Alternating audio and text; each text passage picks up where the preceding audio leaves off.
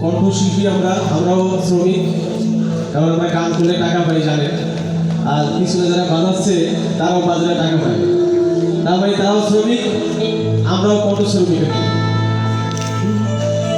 আমার দেশ সব মানুষের